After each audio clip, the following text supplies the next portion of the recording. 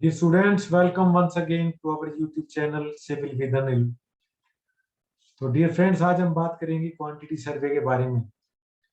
तो इस quantity survey के अंदर एक हमारा एक बहुत इंपॉर्टेंट टॉपिक होता है to estimate the quantities of various items used in a various civil structure.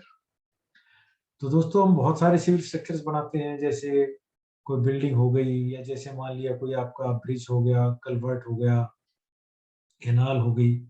तो हमें उसके अंदर जो जो डिफरेंट आइटम्स आपने इस्तेमाल किए हैं, तो उसके अंदर उसमें आपने किस आइटम की कितनी क्वांटिटी यूज की है, या फिर उसके अंदर उसका एस्टिमेट लगाना है, कितना रेट है, उसके हिसाब से कितनी उसकी पेमेंट होगी। तो ये सारी चीजें एक सिविल इंजीनियर को बहुत अच्छे से आनी चाहिए।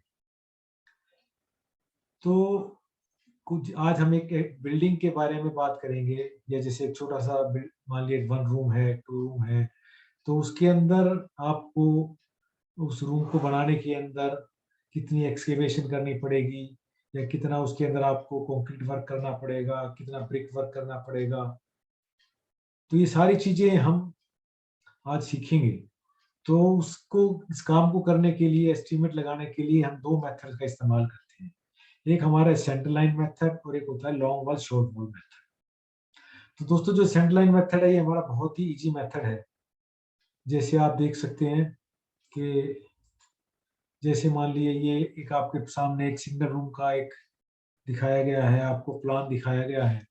तो जिसके अंदर की आपको एक साइड में एक इसके अंदर फुटिंग दिखाई गई है। अगर मान लिया कहीं से इसका अगर क्रॉस सेक्शन काटते हैं, तो आपको ये फुटिंग इस तरह की दिखाई देती है। तो जो हमारा सेंटर लाइन मेथड है, इसके अंदर हमें कुछ नहीं करना है। In this method the total centre line length of the wall in A building is first calculate. जो सेंटर लाइन है, ये जैसे आपको दिखाई गई है एक सेंटर लाइन, इस सेंटर लाइन हमें पहले कैलकुलेट करनी है कि इस टोटल सेंटर लाइन की लेंथ कितनी है, और इस सेंटर लाइन की लेंथ से हम इसके अंदर ये कैलकुलेट करते हैं कि इसके अंदर जो डिफरेंट आइटम्स हैं उसकी क्या क्वांटिटी है। तो इसको कैलकुलेट करने के लिए हमें लेंथ चाहिए, इसकी which is length is multiplied by the breadth. इसकी ब्रेड्थ कितनी है, जैसे ये ब्रेड्थ आपको दिखाई है यहाँ पर क्रॉस सेक्शन पे, ये ब्रेड्थ कितनी है, और इसकी डेप्थ कितनी है। जैसे अलग अलग, जैसे मान अगर हम डेप्थ एक्सकेवेशन की बात करते हैं, तो जैसे मान लिया हमारा प्लिंथ लेवल है या ग्राउंड लेवल है, इसके नीचे जब हम फाउंडेशन बनाते हैं तो कितनी डेप्थ चाहिए। तो ये सारी चीजें कैलकुलेट करने के लिए हम इसके अंदर हम टोटल क्वांटिटी कैलकुलेट कर सकते हैं, अगर हमें सारी चीजें पता हो। तो दोस्तों, इसके अंदर जो सेंटर लाइन मेथड है, ये इसके अंदर हमें जो एक चीज का ध्यान रखना होता है कि भाई जो आप आइटम जिस जिस चीज की सेंटर लाइन आप कैलकुलेट कर रहे हैं, वो उसकी थिकनेस सिमिलर एक ही थिकनेस होनी चाहिए। उसका जो आप इसके अंदर जो ये इसका जो क्रॉस सेक्शन काट रहे हैं, या इसकी जो फुटिंग है, इसका पूरे का पूरा का एक ही साइज होना चाहिए। और जो फुटिंग भी है हमारी, इट शुड बी सिमेट्रिकल। जैसे आप देख सकते हैं, ये सिमेट्रिकल फुटिंग है हमारी। अगर मान लिया इसकी अगर हम सेंटर लाइन ड्रॉ कर दें, अगर मान लिया यहाँ से इसकी सेंटर लाइन ड्रॉ करें, तो ये जो फुटिंग है हमारी, it is symmetrical about this vertical axis. तो ये सिर्फ आपको सिर्फ एक सेंटर लाइन कैलकुलेट करना है इसके अंदर, और इस सेंटर लाइन को कैलकुलेट करने के बाद फिर हम इसके अंदर जो डिफरेंट आइटम्स हैं उनकी क्वांटिटी को कैलकुलेट कर सकते हैं। तो दोस्तों देखिए, जैसे आपको एक ये समझाने के लिए कि भाई हम सेंटर लाइन कैसे कैलकुलेट करते हैं, एक आपके सामने एक 1 रूम सेट का प्लान दिखाया गया है। तो इस प्लान के अंदर जैसे आप देख सकते हैं कि जो अंदर की आपको डायमेंशन दिखाई गई है, प्लान में भी इस तरह की डायमेंशन दिखाई देती है। जैसे 2 लाइन प्लान है, कई बार हमें सिंगल लाइन प्लान भी दिया होता है। तो सिंगल लाइन प्लान के अंदर सिर्फ हमें अंदर डायमेंशन लिखी होती है, जैसे लिखा था 5 मीटर बाई 4 मीटर। लेकिन जो हमारा रूम है वो 5 मीटर बाई 4 मीटर का है। तो जो पहले जो डायमेंशन बताई जाती है 5 मीटर, ये होती है हमारी हॉरिजेंटल, और जो दूसरी डायमेंशन होती है 4 मीटर, ये होती है वर्टिकल डायमेंशन। तो जैसे आप देख सकते हैं 5 मीटर बाई 4 मीटर। तो इसके अंदर हमें टोटल सेंटर लाइन कैलकुलेट करनी है। तो इसका टोटल सेंटर लाइन कैलकुलेट करने का हमारे पास एक फॉर्मूला है, total length is equal to sigma H plus sigma B. Sigma H का मतलब ये है कि जो टोटल हॉरिजेंटल वॉल्स हैं उनकी लंबाई, प्लस सिग्मा बी का मतलब जो टोटल वर्टिकल वॉल्स हैं उनकी लंबाई, उनकी सेंटर लाइन की लंबाई। तो जैसे हमारे पास एक सेंटर लाइन है, आप इसकी सेंटर लाइन की आप इसके अंदर, जैसे आप इसके अंदर देख सकते हैं कि हमें इसकी सेंटर लाइन कैलकुलेट करनी है। तो इसकी सेंटर लाइन कैलकुलेट करने के लिए हम यहाँ से सेंटर लाइन लेंगे इसकी, जैसे ही हमारा ये सेंटर लाइन दिखाई गई आपको, ये यहाँ से इस पॉइंट से आप इसके अंदर सेंटर लाइन लेंगे इसकी, और यहाँ से लेकर यहाँ तक की, तो हमारी सेंटर लाइन जो होगी यहाँ से यहाँ तक होगी total. This will be our centre line. तो यहाँ से लेने के लिए जैसे आप देख सकते हैं, सबसे पहले आप इसके अंदर जैसे आप देख सकते हैं कि भाई ये हमारी सेंटर लाइन यहाँ से शुरू हुई, तो हमें यहाँ से यहाँ तक की डिस्टेंस चाहिए, ये डिस्टेंस। तो ये डिस्टेंस हम कैसे निकालेंगे? जैसे आपको पता है जो दीवार की थिकनेस 30 सेंटीमीटर की है या 0.3 मीटर है, तो ये जो डिस्टेंस हो जाएगा हमारा, this distance will be 0.15 metre. और हमें फिर यहाँ से लेकर यहाँ तक की डायमेंशन चाहिए, तो यहाँ से यहाँ तक की डायमेंशन हमें चाहिए, ये वाली डायमेंशन, ये डायमेंशन हमें पता है, दिस डायमेंशन इज 5 मीटर। फिर उसके बाद ये यहाँ से यहाँ तक की डायमेंशन हमें चाहिए, ये वाली डायमेंशन, तो ये डायमेंशन हमें पता है, दिस इज 0.15। तो जो टोटल हमारी हॉरिजॉन्टल वॉल होगी कितनी होगी? 0.15 प्लस 5 मीटर प्लस 0.15, तो it's comes out to be 5.3 metre. तो इस तरीके से हमारे पास ये दो हॉरिजॉन्टल वॉल्स हैं, एक ये हॉरिजॉन्टल वॉल है, इसकी यहाँ से लेकर यहाँ तक की डिस्टेंस हमें पता लग गई, एक ये हॉरिजॉन्टल वॉल है यहाँ से लेकर यहाँ तक की, तो इसको हमने 2 से गुणा कर दिया, हमारे पास टोटल हॉरिजॉन्टल वॉल होगी 10.6। इसी तरह से वर्टिकल वॉल है हमारे पास, एक ये वर्टिकल वॉल है, तो इसके अंदर वर्टिकल वॉल की हमें ये डायमेंशन पता है, दिस डायमेंशन इज 4 मीटर। अब हमें ये डायमेंशन चाहिए यहाँ से यहाँ तक की, हमें सेंटर लाइन का डिस्टेंस निकालना है, तो ये डिस्टेंस चाहिए, हमें पता है ये 30 सेंटीमीटर की वॉल है, तो दिस इज 0.15, ये 4 मीटर हो गई। फिर इसी तरह से ये डिस्टेंस हमें पता है, दिस डिस्टेंस इज ऑल्सो 0.15, तो हमारे पास टोटल वर्टिकल वॉल होगी 0.15 plus 4 plus 0.15, it comes out to 4.3 metre. तो 2 से आपने मल्टीप्लाई कर दिया, तो ये हमारे पास टोटल वर्टिकल वॉल हो गया हमारे पास 8.6 मीटर। तो जो हमारी टोटल लेंथ, जो हमारा फॉर्मूला है total length, sigma H plus sigma V, it comes out to be 19.2 metre. तो मेरे ख्याल से जो ये मैंने आपको समझाने की कोशिश की है, ये टोटल आपको समझ में आ गया होगा। लेकिन इसके अंदर जो मेन समझने वाली बात ये कि जैसे हमारे पास ये कॉर्नर जंक्शन है, एक ये कॉर्नर जंक्शन है, एक ये कॉर्नर जंक्शन, इसको एल जंक्शन बोलते हैं। जैसे आप देख सकते हैं, जैसे ये एल शेप में है, ये भी एल शेप में, ये भी एल शेप में, ये भी एल शेप में है। तो अब इसके अंदर हमारे पास क्या नया पेच है? हमारे पास नया पेच ये है कि जैसे आप देखिए ये हमारे पास एल जंक्शन आ गया। अब इस एल जंक्शन के अंदर आपने, इसके अंदर जैसे मैंने आपको बताया था कि अभी आपने जो टोटल वॉल कैलकुलेट करी थी, इस पॉइंट से हमने कैलकुलेट करी थी, जिसे मैं आपको दिखा सकता हूँ कैलकुलेट करके, कि हमारी सेंटर लाइन है यहाँ से, ये सेंटर लाइन है हमारी यहाँ से लेकर, और ये हमारे पास सेंटर लाइन है। तो हमने ये टोटल लेंथ इसकी कैलकुलेट की थी यहाँ से यहाँ तक।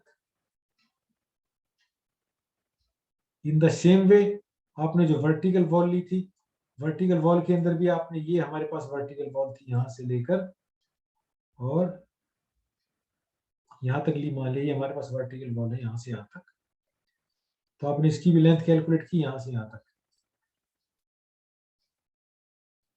ये आपने कैलकुलेट कर ली। तो आप देख सकते हैं इसके अंदर कि अगर हम इसको यहाँ से, अगर इस पोर्शन को अगर एनलार्ज करके देखें, तो आपको ये दिखाएगा भी जो हमारी सेंटर लाइन है, ये यहाँ से लेकर यहाँ तक आपने ले ली, ये सेंटर लाइन यहाँ से लेकर यहाँ तक हम चले गए, यहाँ से लेकर यहाँ तक चले गए। इसी तरीके से इस वर्टिकल वॉल के अंदर भी आपने ये यहाँ से लेकर, इस पॉइंट से लेकर हम नीचे तक चले गए, यहाँ तक चले गए। तो आप देख सकते हैं कि इसके अंदर जो ये वाला एरिया है, ये वाला एरिया, ये जो आपको दिख रहा है ये एरिया, ये आपको ये दिख रहा है ये वाला एरिया, ये वाला है, ये जो मैंने आपको रेड करके दिखाया अभी, ये वाला एरिया हमारे पास 2 बार आ गया। इधर भी हॉरिजॉन्टल में भी कंसीडर कर लिया और वर्टिकल में भी कंसीडर कर लिया, तो ये 2 बार आ गया। लेकिन आपने इसके अंदर एक चीज और नोट की होगी, जो ये वाला एरिया है हमारे पास, ये वाला एरिया जैसे आप देख सकते हैं, इसको कि मैं अलग से आपको दिखा रहा हूँ, ये ब्लू कलर वाला एरिया, ये जो एरिया है हमारे पास, ये एरिया नेग्लेक्ट हो गया, ये एरिया हमने कंसीडर नहीं किया। तो कंसीडर नहीं किया तो ये एरिया हमारे पास कम हो गया, और ये एरिया 2 बार आ गया, तो ये एरिया ज्यादा हो गया। तो इसके अंदर सबसे जो समझने वाली बात यह है कि इसके अंदर ये एरिया 2 बार आ गया, ये एरिया एक बार भी कंसीडर नहीं हुआ, तो इस वजह से ये आपस में कंपनसेट। तो अगर हमारे पास कोई भी अगर हम प्लान लेते हैं, अगर उसके अंदर इस तरह का अगर एल जंक्शन हो, तो उसके अंदर फिर हमें इसके लिए कोई भी कंपनसेशन की जरूरत नहीं है। कोई भी हमें डिडक्शन करने की जरूरत नहीं है, क्योंकि ये एरिया जो है, ये ग्रीन वाला जो, इसको हमने 2 बार कंसिडर कर लिया, और ये जो ब्लू एरिया इसको एक बार भी कंसिडर नहीं किया, तो ये आपस में कंपनसेट हो गए। तो इस तरीके से अगर हम एल जंक्शन की अगर बात करते हैं, तो इसके लिए हमें किसी भी तरह की कोई भी डिडक्शन की जरूरत नहीं है। ये मेरे ख्याल से आपको बात समझ में आ गई होगी। अब हम नेक्स्ट की बात करते हैं। हमारे पास नेक्स्ट है, जैसे अभी देखिए हमारे पास नेक्स्ट है जैसे टी जंक्शन। अब इस टी जंक्शन के अंदर भी इसी तरीके से आपने ये सारा एरिया, ये जो हमारे पास हॉरिजॉन्टल वॉल है, तो इस हॉरिजॉन्टल वॉल के अंदर जैसे मैंने अभी आपको दिखाया था पिछली फिगर में भी, कि इस पॉइंट से लेकर इस पॉइंट तक आपने लेंथ मान ली। जैसे मैं फिर आपको इसके अंदर दिखा सकता हूँ कि जैसे आपने यहाँ से लेकर ये वाली जो लेंथ थी, हमने ये इस पॉइंट से लेकर इस पॉइंट तक की सारी कंसिडर की है, यहाँ से लेकर यहाँ तक की सारी कंसिडर कर रखी है, ये लेंथ पूरी कंसिडर कर रखी है। तो इसके अंदर ये एरिया हमारे पास टोटल यहाँ से यहाँ तक आ गया, यहाँ से लेकर यहाँ तक का। इसी तरीके से जो ये बीच वाली वॉल है, अब आप देख सकते हैं इसके अंदर यहाँ से लेकर और यहाँ तक की हमारी सेंटर लाइन है, इसके अंदर ये पूरी की पूरी लाइन आपने कंसिडर कर ली। तो इससे क्या हुआ हमारे पास, जैसे आप यहाँ पर भी देख सकते हैं, तो हॉरिजॉन्टल वॉल में ये बड़ा एरिया आ गया हमारे पास सारा, और इसके साथ ही जो वर्टिकल वॉल थी इसके अंदर भी ये एरिया हमारा कंसिडर होगा। ये बड़ा, ये वाला एरिया आप देख सकते हैं, ये वाला एरिया, तो इसके अंदर हमारे पास ये वाला एरिया हमारे पास आ गया। तो इसके अंदर ये जैसे आप देख सकते हैं ये वाला एरिया, ये एरिया हमने 2 बार कंसिडर कर लिया। तो इस एरिया को 2 बार आपने कंसिडर कर लिया, तो इसके अंदर ये अगर हम इसको अगर ये क्या नाम है, अगर सिंपल अगर इसके अंदर अगर हम कैलकुलेट करेंगे, तो इससे हमारा जो वैल्यू है, एस्टिमेट है, वो बढ़ जाएगा, क्वांटिटी ज़्यादा हो जाएगी। तो इसलिए हमें इसको कंपनसेट करना पड़ता है, तो इसको डिडक्शन करना पड़ता है। तो इसके लिए अगर हम टी जंक्शन की बात करते हैं, तो इसको एक्यूरेट निकालने के लिए हमें क्या करना है, जो टोटल लाइन है हमारी सेंटर लाइन की, उसके अंदर हम क्या करेंगे, half the width of the footing, ये हमारी half of the width of the footing जो है, ये हमें इसके अंदर से क्या करना पड़ेगा, डिडक्ट करनी पड़ेगी। जैसे आप देख सकते हैं ये वाली विड्थ, ये वाली हाफ द विड्थ, ये हमें इसके अंदर से डिडक्ट करनी पड़ेगी। इसको अगर हम डिडक्ट कर देंगे, तो फिर जो हमारी जो कैलकुलेशन होगी, दैट विल बी करेक्ट। ये विड्थ है जो हमारी, इसको अगर हम डिडक्ट कर देंगे, तो ये हमारी जो कैलकुलेशन है वो करेक्ट हो जाएगी। और इसके अंदर half the width of the footing, जितनी भी इसके अंदर हमारे पास टी जंक्शन होंगे, जैसे एक ये टी जंक्शन है, एक ये टी जंक्शन है, तो इसको आपको 2 से मल्टीप्लाई करना पड़ेगा, half the width of the wall footing into 2। तो इस तरीके से जो टी जंक्शन से हमारे पास ये जो क्या नाम है, जो हमारी लेंथ आएगी, दैट सेंटर लाइन की जो लेंथ होगी, दैट विल बी करेक्ट। ये हमारी सेंटर लाइन की लेंथ जो बिल्कुल करेक्ट आएगी। तो आप देख सकते हैं ये जो मैंने आपको बताया, this was all about T junction. तो अब हम नेक्स्ट बात करते हैं, हम क्रॉस जंक्शन की। ये हमारे पास क्रॉस जंक्शन है। तो जैसे आप देख सकते हैं इसके अंदर, जैसे हम अगर इसके अंदर, जैसे आपको मैंने पहले भी दिखाया है, जैसे इसके अंदर जैसे अगर हम बात करते हैं, ये वाला दीवार है हमारे पास, ये हॉरिजॉन्टल वॉल है, तो हमने क्या किया, यहाँ से लेकर और ये यहाँ तक की सारी हमने कंसिडर कर ली centre line. In the same way हमने यहाँ से लेकर और यहाँ तक की पूरी सेंटर लाइन कंसिडर कर ली, यहाँ तक की। तो अब आप देख सकते हैं जो ये बीच वाला एरिया है, ये 2 बार आ गया। ये जो सेंटर वाला एरिया जो दिखाया गया यहाँ पर, ये हमने 2 बार कंसिडर कर लिया, ये वाला सेंट्रल एरिया। तो इसका सीधा सा तरीका ये है कि इसके अंदर जो length of the centre line निकालनी है, तो इसके अंदर विड्थ ऑफ द वॉल, और ये जो फुटिंग जहां पर भी हम इसको कंसीडर कर रहे हैं, वो अगर हम पूरी की पूरी विड्थ, जितनी भी वॉल की विड्थ है, ये हमें डिडक्ट करनी होगी। अगर हम इसके अंदर बिल्कुल अगर एक्यूरेट हमें इसके अंदर अगर लेंथ निकालनी है सेंटर लाइन, तो इसके अंदर जो विड्थ है, इसकी जो हमें लेंथ के अंदर से जो विड्थ है, ये हमें डिडक्ट करनी पड़ेगी, तो हमारी सेंटर लाइन की जो लेंथ है वो बिल्कुल करेक्ट आएगी।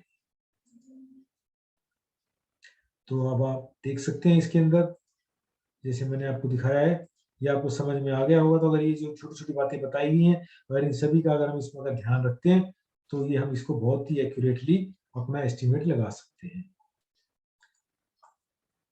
तो देखिए दोस्तों, ये जैसे इसके अंदर एक हमने एक सिंपल जो पहले आपको कैलकुलेशन बताई थी, इस सेंटर लाइन कैसे निकालते हैं, इस सेंटर लाइन आपको बताई थी 19.2 मीटर थी हमारे पास, तो इसी को ही हमने लेकर डिफरेंट आइटम्स कैलकुलेट करने की कोशिश की है। तो जैसे आप देख सकते हैं कि अभी इसके अंदर सबसे पहले हमें अर्थवर्क निकालना है इसके अंदर। तो हमारे पास से जब इसके अंदर अगर कोई डिटेक्शन अगर नहीं होगा कहीं किसी तरह की भी, तो इसके अंदर जो हमारे पास सेंटर लाइन होती है इसी को ही हमें हर जगह पर हर आइटम के अंदर वही सेंटर लाइन हमारी यूज होगी। और इसके अंदर क्योंकि सेंटर लाइन एक सेंटर लाइन है तो इसलिए इसके अंदर नंबर ऑफ आइटम्स भी एक ही होंगे।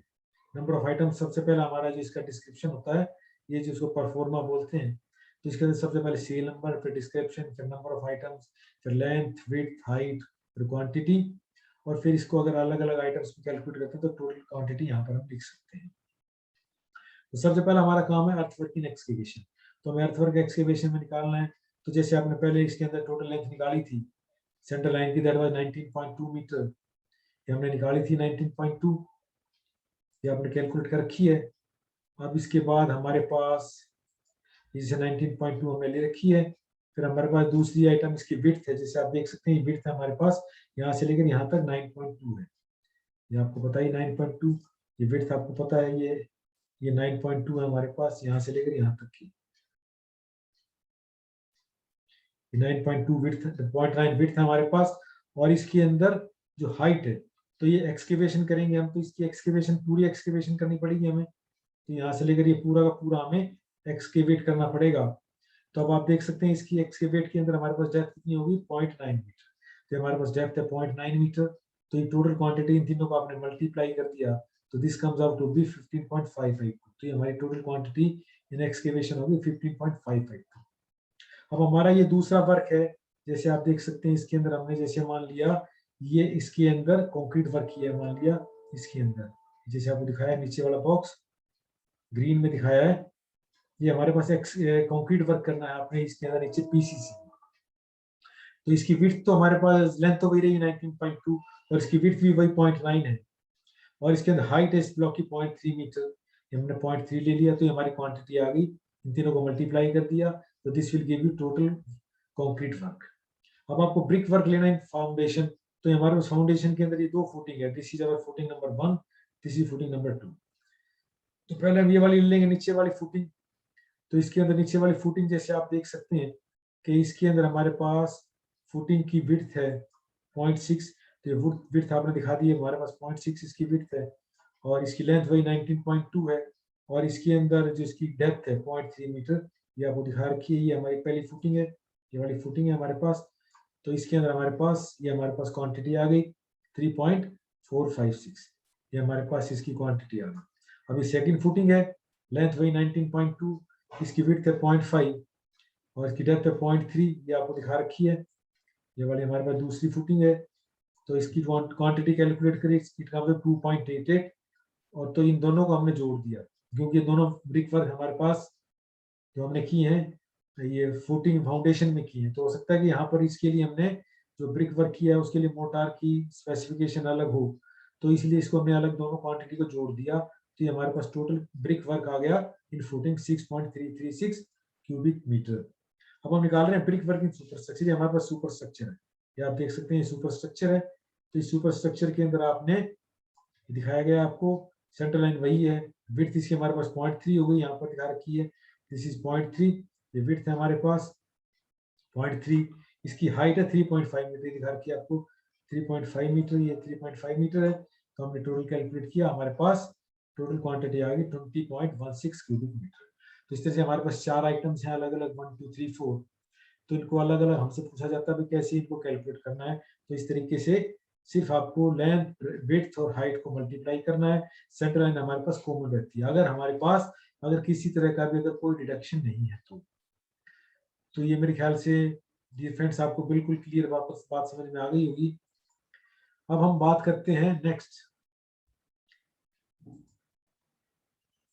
जैसे आपको दिखाया गया है कि ये इसके अंदर अब हमने इसके अंदर टू वॉल्स का मतलब टू रूम का हमारे पास एक ये प्लान है, और इसके अंदर हमने एक पार्टीशन वॉल डाला हुआ है।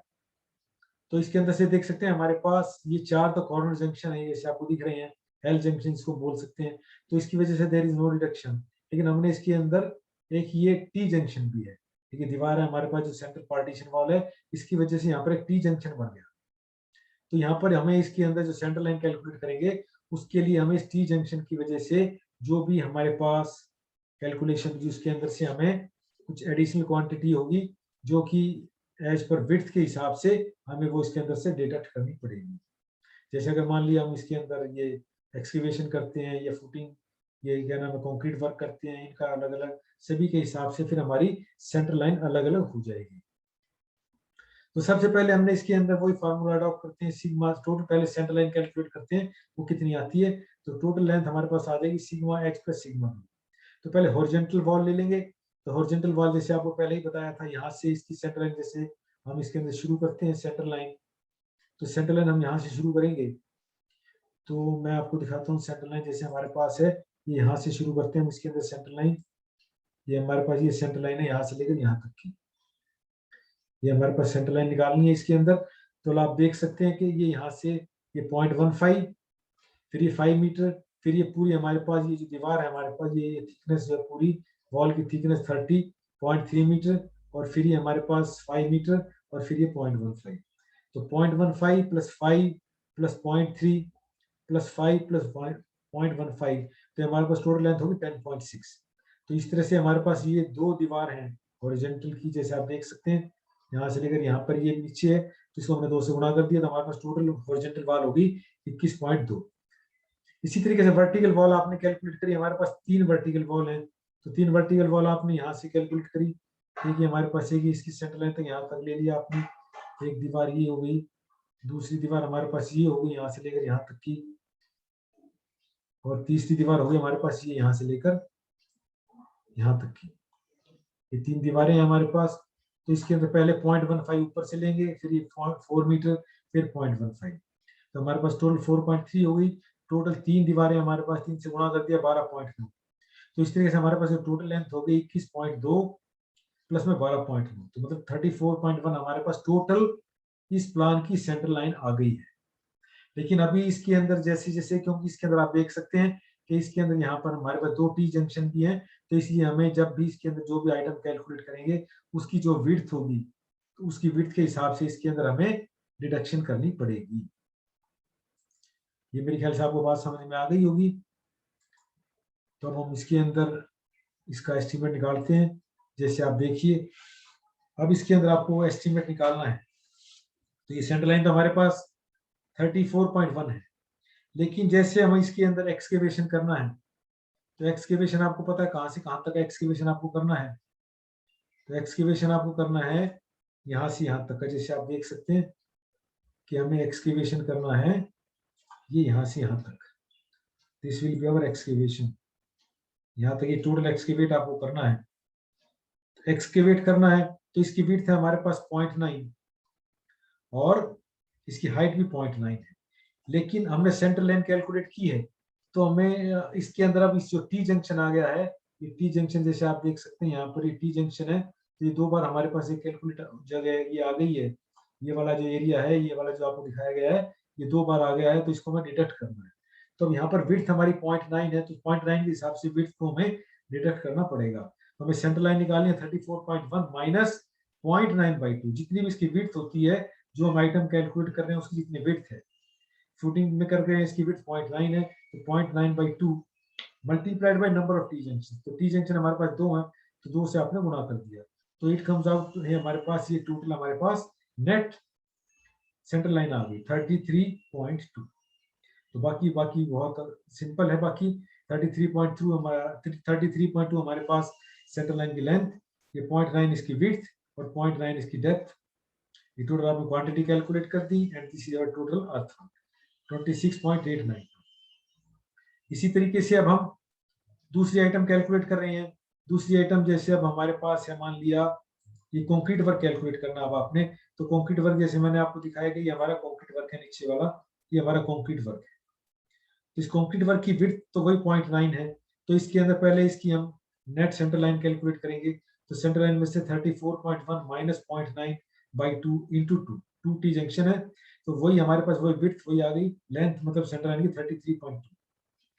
अब इसके अंदर विड्थ 0.9 है, लेकिन ये डेप्थ आप देख सकते हैं जो कंक्रीट आपने जो किया है 0.9, जो कंक्रीट वर्क है इसकी विड्थ डेप्थ 0.3, तो 0.3 आपने ले लिया, तो इन तीनों को मल्टीप्लाई कर दिया, तो this will give the quantity in cubic metre. This is our concrete work in foundation.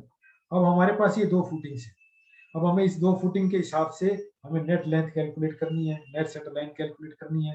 तो इसकी नेट सेंटर लाइन कैलकुलेट करने के लिए अब हम आपको इसके अंदर दिखा रहे हैं, जैसे कि ये हमारे पास ये विड्थ है, ये फुटिंग हमारे पास, इस फुटिंग की आपको विड्थ लेनी है।